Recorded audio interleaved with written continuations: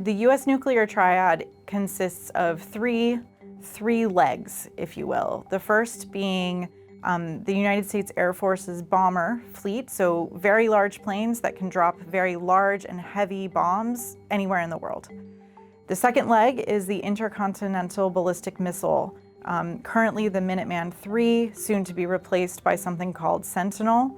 Those are intercontinental ballistic missiles that can fly within about 30 minutes and launch a nuclear warhead against an adversary very quickly. The third leg of the U.S. nuclear triad is the submarines. We have naval submarines that are both nuclear powered, but also have nuclear weapons within them ready to fire against an adversary if called to do so. Currently, the United States nuclear arsenal's deployed sort of maximum limit or cap is at 1,550 nuclear weapons. We agreed with the Russian Federation in a treaty called New START that we could have up to 1,550 deployed at any given time across U.S. nuclear submarines, within the intercontinental ballistic missiles, and on bombers.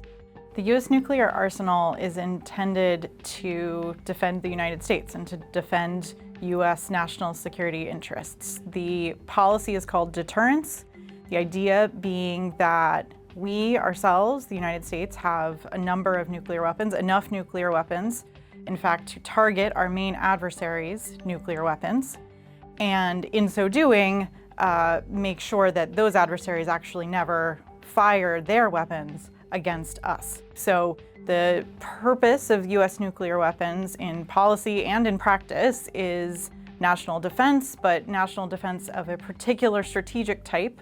Theoretically, if another country attacks the United States with a nuclear weapon, we would retaliate. We would fire our nuclear weapons against both the sources of the nuclear weapon that was coming our direction, but also target any number of locations. Perhaps you could imagine capital cities. You could imagine other nuclear forces, so parts of the adversary's military complex, places where the United States believes that they might house their nuclear weapons.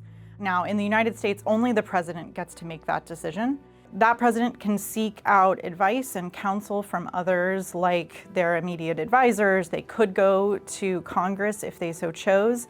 But because historically, the fear in the United States was, especially during the Cold War, that the amount of time a president has to decide whether or not to launch before an adversary, let's say a Russian nuclear weapon, actually strikes the United States is only about 30 minutes. So the U.S. nuclear forces, and in this case specifically our intercontinental ballistic missile fleet, is designed to launch on warning. And the protocols are to simply follow every legal order that the United States president could give to launch nuclear weapons.